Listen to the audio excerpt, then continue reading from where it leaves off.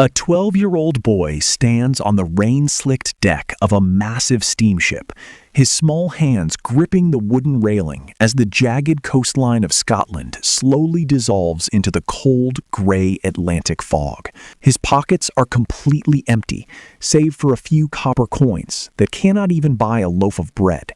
His family is fleeing starvation, trading everything they own for a one-way, cramped ticket to the squalor, smoke, and chaos of industrialized Pennsylvania.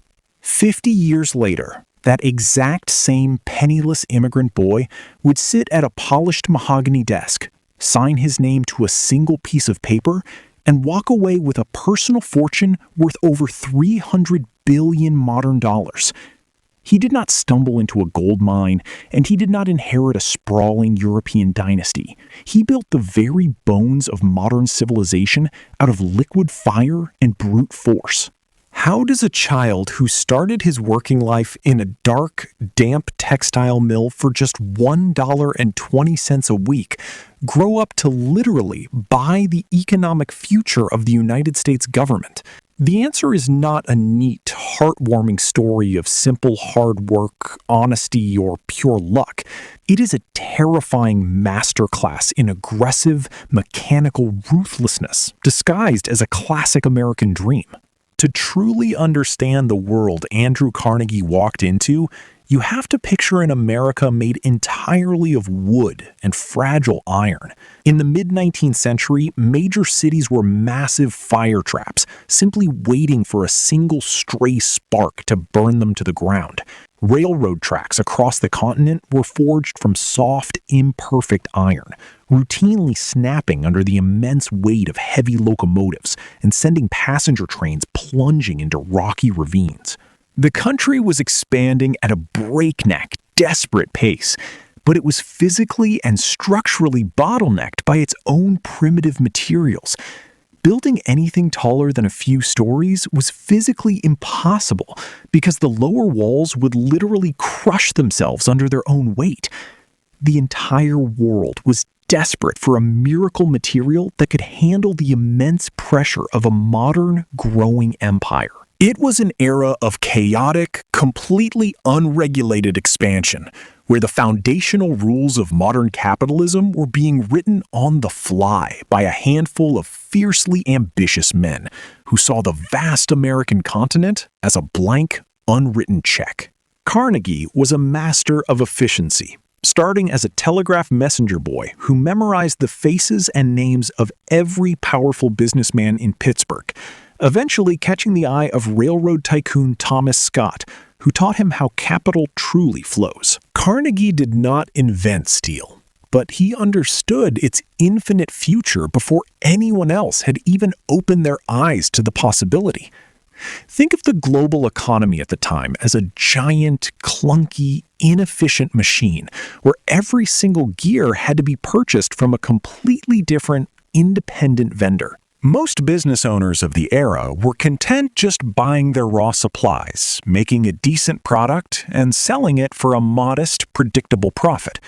Carnegie looked at that machine and decided he wanted to own every single tooth on every single gear.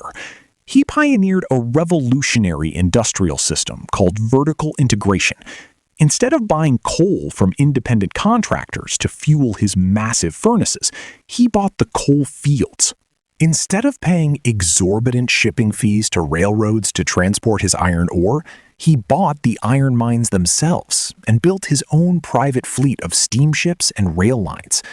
If a normal factory was a chef buying expensive groceries at a local supermarket, Carnegie's operation was a chef who owned the fertile farms, the trucking company, the grocery store chains, and the kitchen.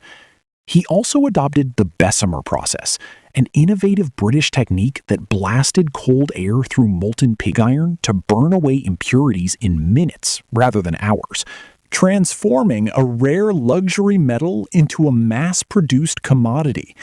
This mechanical efficiency allowed him to produce high-grade steel at a cost his competitors simply could not match, effectively choking them out of the global market. But the magnificent machine he built required an unimaginable, constant sacrifice of human flesh and blood to keep its gears turning. By the late 1880s, the pressure cooker of Carnegie Steel was reaching its absolute breaking point.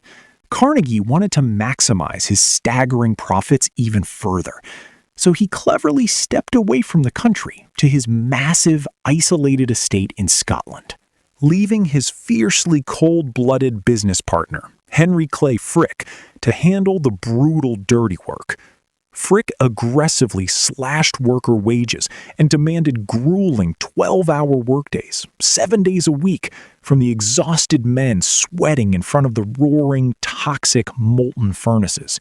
The desperate workers at the Homestead plant finally broke, locking themselves inside the mill and striking to defend their basic human dignity. Frick did not negotiate, choosing instead to hire a private army of 300 armed Pinkerton detectives to retake the factory by force. A literal war erupted on the muddy banks of the Monongahela River, complete with sniper fire, dynamite, and burning oil poured onto the water. 9 workers were slaughtered in the chaos, and the state militia had to march into the town to restore order.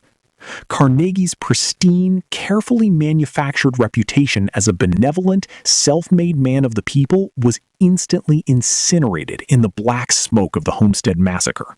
The ripple effects of Carnegie's absolute monopoly transformed the physical surface of the entire planet forever. Because his vertical system drove the price of high-grade steel down to mere pennies, the fragile wooden world completely evaporated within a generation. High-tech steel girders allowed visionary architects to build upward instead of outward, creating the very first skyscrapers and birthing the modern urban skyline we recognize today. The cheap, virtually indestructible steel tracks spanned the continent, knitting a fractured, fragile nation into a singular, massive economic superpower. When Carnegie finally sold his massive industrial empire to the financier J.P. Morgan in 1901, creating the United States Steel Corporation, he became the undisputed richest man on Earth.